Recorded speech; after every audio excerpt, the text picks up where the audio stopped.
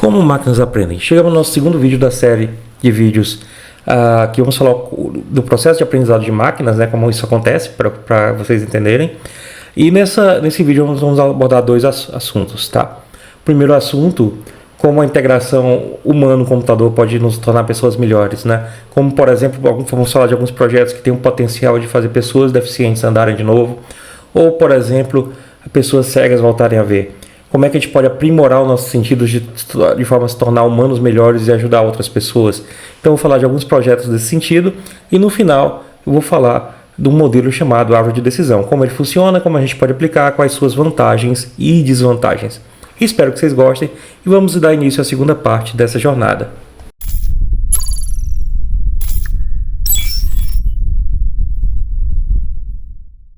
Steve Austin, astronaut. A man barely alive. We can rebuild him. We have the technology. We can make him better than he was.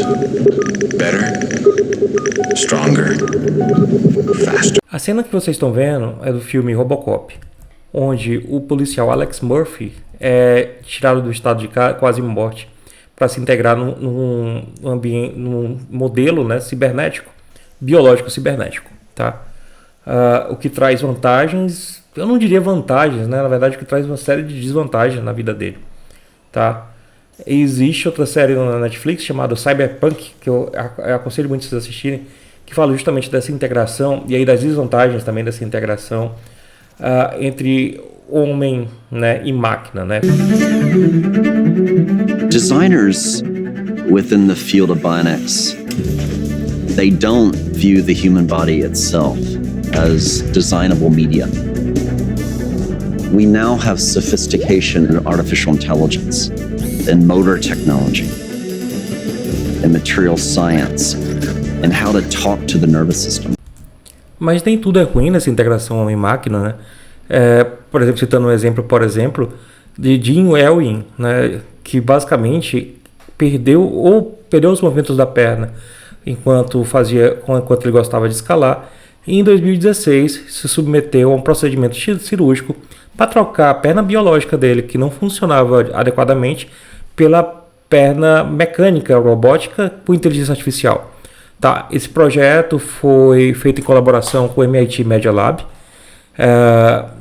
com o fundador Gillian Rainey, da verdade do Gillian Rainey Stepping Stone Center, e basicamente Ewing embarcou nessa nova jornada de usar essa perna mecânica e conseguir voltar a escalar de novo. Stroke of luck, his past came back to help decide his future. I began mountain climbing at the tender age of 7. At the age of 17, I was in a mountain climbing accident, and I suffered severe frostbite in my legs. They were amputated. I really dedicated myself to redesigning first my own legs, and then the legs of many, many people around the world. A few decades, a couple of MIT degrees, and a single-minded focus to innovate later, Hugh launched the prosthetics industry into the bionic future. Existem projetos como, por exemplo, o Neuralink, que pretendem, né, ligar o chip ao nosso processo cerebral para nos tornar melhores, né, na forma de aprender, na forma de... É lógico que isso é muito polêmico, a gente não tem ideia do que pode sair do outro lado, mas a gente já tem projetos com resultados, inclusive o projeto do brasileiro Miguel Nicoleles com Walk Again. Ou seja, existem cada vez mais iniciativas de usar próteses que inclusive podem ter sensação de toque, tá? Como vocês vão ver agora a história de uma jovem do Reino Unido, ou também do engenheiro do MIT, que também usa próteses para conseguir voltar a andar, ou até um cidadão americano que consegue, através de EEG, controlar a prótese, né? Então são casos que são cada vez mais possíveis, ou seja, a máquina cada vez vai nos tornar melhores e eliminar ou reduzir as deficiências que nós temos. Isso é bem bacana. You lose your arm and it's like, oh, woe is me, life sucks. 6 years later, here I am, hopefully about to develop some of the best technology for people out there. The evolution hasn't stopped just because we are here. We probably are becoming the first species that is capable to influence its own evolution. I could have this hand look any way I want. What if I don't want a hand? What if I want a tentacle? modern advances in the world of prosthetics are changing lives across the globe. Where once there was stigma, amputees are now empowered and enhanced. From low-cost 3D printed designs to high-tech innovations, I wanted to see how access to these technologies has changed, what further developments are around the corner, and what ethical battle. Trabalho com neurociência aplicada hoje, e a gente usa um dispositivo chamado BrainLink, né, que é vendido pela Macromedia, que consegue captar neurosinais e aplicar esses neurosinais em jogos ou até para diagnóstico. Então, existe todo um mercado novo de dispositivos sendo criados. Tá? Hoje a gente consegue fazer essa integração também de próteses com neurosinais, né? Lendo neurosinais e auxiliando nos movimentos de uma pessoa que perdeu os movimentos, ou até aprimorar com exoesqueletos, pessoas que trabalham na construção civil, como também existem projetos de usar uma visão melhor, uma visão com realidade aumentada para bombeiros, por exemplo, para estar atuando em desastres. Bom, gente, o segundo modelo que a gente vai ver é uma coisa chamada árvore de decisão. E o que uma árvore de decisão faz, basicamente? Ela monta os teus dados em regras, regras em forma de árvore. Tem uma regra maior, que é subdividida em regras menores, que vão dividir o teu conjunto de dados. Tá? Então, a proposta da árvore de decisão é separar meus dados em árvores que vão ter 2 ou 3 ou 4 caminhos de decisão. Tá? É basicamente isso. Aí a gente vai entender como é que ele faz isso. Uma árvore de decisão, ela trabalha com um conceito chamado de entropia, o quanto meus dados estão misturados ou não. É um conceito da física, tá? Mas também ela pode usar um conceito chamado impureza, tá? Ou seja, é quanto meus dados estão puros ou impuros numa determinada classe. E o que é uma classe? Por exemplo, pessoas que votam em determinado candidato ou não. Nódulos que são malignos ou benignos. São classes, que um classificador vai dividir. E existe uma métrica chamada Gini Impurity, né? Que determina o nível de impureza, tá? De uma divisão, basicamente, certo? Então, o que a árvore de decisão faz é tentar escolher a melhor combinação que vai me trazer o menor nível de impureza. Então, ele vai testar várias combinações e a combinação que melhor separar os dados, ele vai escolher para tornar uma condição daquela árvore, tá? Para isso, ele usa um algoritmo chamado CART, tá? Que é um algoritmo usado basicamente para separar os dados. Ele usa ou pode usar o índice Gini ou entropia, que são dois conceitos bem parecidos, tá? Para calcular a impureza de cada coluna e descobrir que coluna eu vou usar para separar os dados. Então, no fim, a gente vai ter um conceito de entropia, né? Que é o conceito de quanto meus dados, ou o quanto eu tenho mais confusão, bagunça dos meus dados. Tá? Vamos imaginar, por exemplo, esses 3 nós, enquanto o nó 1 eu tenho muita mistura dos dados, como o nó 2 e o nó 3 eu tenho os dados, de certa forma, com uma única fonte de informação. Tá? Ou seja, a informação requerida para descrever o nó é menor no 3 do que no 2 ou no 1. Né? Certo? Quanto mais eu tenho entropia e impureza, mais difícil de eu descrever a informação. Então, o que a árvore de decisão vai fazer? Vai calcular a entropia ou o coeficiente de Gini, né, ou a impureza de Gini, tá? E a partir do cálculo dessa entropia ou da impureza de Gini, saber como uma árvore vai ser, como eu posso dizer, separada, tá? E ele vai separar esses dados usando essa informação de impureza. Nesse caso, esse slide, ele está separando os dados da classe 9 da classe 10, por exemplo. Então, existe um algoritmo chamado CART, que ele vai ver para cada atributo do teu banco de dados, vai calcular o index Gini e vai percorrer e pegar o menor index Gini possível, né? Ele chama nesse algoritmo, ele chama o Gini de loss, né? Pega o menor Gini possível, separa, cria uma nova árvore. Vai fazendo isso até não sobrar nenhum dado para separar, tá? Esse é o processo. Ou seja, à medida que eu tenho uma base de dados, aí eu tenho uma base de dados que ele vai usar 2 tipos de colunas, né? Uma coluna é working ou not working, e aí você vê que os dados ficam separados, eu tenho 5 positivos e 4 falsos, ou 5 positivos e 1 falso. Ou a coluna student background. A coluna student background, ela separa basicamente os dados muito bem, porque, por exemplo, quando é Computer Science, eu tenho 4 pessoas que são positivos e um negativo. O Other também, né? Aí tem um problema para matemática. Mas essa coluna é bem melhor para separar os dados do que o Working Status. E aí ele usa essa coluna, tá? Estuda em background e depois usa o Working Status para separar os dados. Quando uma árvore de decisão separa os dados, ele vai basicamente criar regras. E essas regras vão separar linearmente esses dados. Ou seja, se você vê aí nessa figura, o modelo 3D, você consegue ver a separação linear. Né? São fórmulas retangulares, né? Certo? Ou fórmulas quadriculares que separam esses dados, tá? A árvore de decisão se baseia numa coisa chamada ganho de informação. Quanto mais os dados estão puros, né, mais eu tenho mais ganho de informação, eu tenho menos impureza. Ou seja, eu sempre vou buscar, né, o menor impureza de Gini, ou seja, a menor a separação dos dados, né, os dados vão estar mais homogêneos, tá? Essa é a ideia, ou seja, eu tento tornar os dados mais homogêneos.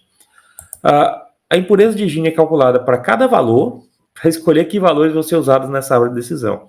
Nesses slides vocês conseguem ver, ele faz isso para 7, para 12, e uma comunidade, né?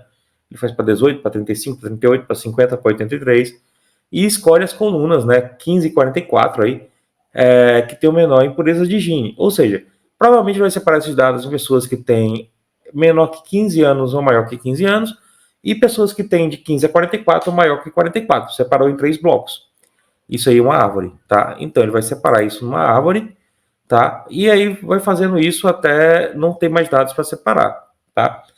Bom, gente, agora a gente vai ver, e aí quem não quiser ver código, né, pode pular, e aí eu peço para dar o like no vídeo, se inscrever no canal, teu apoio é muito importante, mas a gente vai dar uma olhada agora no código de uma árvore de decisão from scratch, do zero, né? Do zero. E aí, próxima semana, a gente volta para as aulas de concurso público, tá? Espero que vocês gostem e até mais. Bom, gente, estamos chegando na parte final do nosso vídeo e vamos ver agora o código. Se você não quiser ver o código, pode pular. Não esqueça de se inscrever no canal, dar o like no vídeo. Seu apoio é muito importante, tá? E vou falar um pouquinho, uma coisa importante para vocês, são as vantagens e desvantagens do modelo de árvore de decisão, principalmente para quem faz concurso, isso é cobrado. Primeira vantagem é a interpretabilidade. As árvores são fáceis de entender, eu consigo te extrair essas regras podem ser tomadas inclusive como decisão de negócio. É bem interessante. Outra, as árvores conseguem lidar muito bem quando eu tenho um banco de dados que faltam dados, certo? Então, mesmo que eu tenha dados faltantes, as árvores vão convergir muito bem. Elas são flexíveis, elas podem ser usadas para resolver problemas de classificação e regressão também. E ela lida com entradas de diversos formatos, né? Podem ser formatos categóricos, formatos numéricos, e não tem problemas com isso. A grande desvantagem de árvore de decisão é que ela está sujeita a overfitting. Ela tem tendência a se ajustar demais, tá? Principalmente quando cresce muito em profundidade, então tem que cuidar com a profundidade que eu vou usar dessa árvore. E ela é sensível a variações dos dados. Pequenas mudanças podem fazer a árvore de decisão tomar uma decisão totalmente errada. Se os dados mudarem demais, você vai ter que realmente regravar o modelo. Também a árvore de decisão é difícil de capturar relações complexas. Ela tem limitações na quantidade de relações que ela consegue capturar, além de ter viés para atributos com alta cardinalidade. Ou seja, se eu tenho um atributo que tem alta cardinalidade, que tem várias categorias, que é uma alta cardinalidade, ele normalmente recebe menos importância da árvore de decisão. Então, é preciso ter isso em mente aos árvores de decisões, é um bom modelo, certo? E alguns casos, técnicas como modelos Ensemble e até um Support Vector Machine pode ser mais adequado, que a gente vai estar vendo nos próximos vídeos, tá? Certo? E espero que vocês tenham gostado e não se esqueça de se inscrever, dar um like no canal. Eu estou com um curso para o concurso do Serpro, tá? Ele tem todo o edital do concurso, tá? Quer dizer, quase todo, a gente está montando todo o edital até o fim do mês, né? Se você quiser, pode assinar. Se quiser assinar o canal é R$20, tá? Você contribui para o canal tá ativo, e além disso tem material exclusivo para você, principalmente para você que vai trabalhar com ciência de dados. Bom, gente, antes de mais nada, vocês estão vendo aí uma árvore de decisão, tá? Aqui o treinamento, eu vou ter aqui o X e o Y, o número de classes, o número de features. E a árvore tem um algoritmo de montar a árvore. Então, no final, o treinamento é para montar a árvore, é basicamente isso. E aí eu tenho uma predição que vai aplicar a árvore montada. Como é que eu monto a árvore? Primeira coisa, eu pego o número de itens por classe, quantos itens eu tenho por classe. Eu pego a classe que tem mais itens, tá? E eu verifico aqui a classe que tem mais itens. E aí, dependendo da profundidade da árvore que eu tenho, que é o critério de parada, eu vou selecionar a melhor coluna para separar a árvore, esse Find Best Split. Ou seja, o Find Best Split, ele pega o melhor gene, que aqui está como 1, né? E aqui ele pega o índice da melhor feature, o threshold que eu tenho, e para cada feature e para cada threshold, ele vai calcular a impureza de gene. Se a impureza de gene for melhor que o menor gene, a impureza de gene é a escolhida, a nova, a feature nova escolhida e o melhor threshold, e retorna. Aqui eu tenho um cálculo da impureza de gene, tá? Tudo, certo? Eu não vou entrar aqui nos detalhes, tá? Mas o que, é que ele vai fazer? Dado que eu tenho a impureza de gene, tá? E a árvore, ele vai montar aqui, vai pegar os índices que tem a impureza de gene, que é menor que o threshold, vai pegar o X da esquerda, o Y da esquerda, o X da direita, o Y da direita, tá? E aí vai definir o threshold, quem é a esquerda e quem é a direita, tá? E vai fazendo isso várias vezes, tá? Então ele vai fazendo isso até chegar na profundidade ideal, tá? Então esse é o processo que ele usa aqui no treinamento, né? Ele monta a árvore. Uma vez que a árvore está treinada, tá? Ele vai usar esse predict dentro da árvore, e esse predict dentro da árvore, tá? Aqui, ó, self underline predict, que é esse aqui, tá? Ele vai aplicar a árvore, ele vai perguntar se a classe predita é o nó, tal. Se não, ele vai verificar se a feature é menor que o threshold, ou se a feature está para a esquerda ou para a direita. E ele vai percorrendo toda a árvore até voltar os itens da esquerda e direita. Eu estou usando aqui o Scalearn com o Decision Tree Classifier. Eu carrego o banco de íris, meu X e meu Y, separo em treino e teste. Uso o Decision Tree Classifier para treinar aqui com dados de treino. Faço a predição e ploto aqui o resultado. Ó. O legal da árvore de decisão é que você consegue ver que ele é um modelo, de certa forma, linear. Né? Como são regras, as áreas de separação são retangulares ou quadráticas, né? Então ele acaba sendo um modelo linear, que é bem diferente, por exemplo, do KNN, que a gente viu no vídeo passado, tá bom? Tá certo?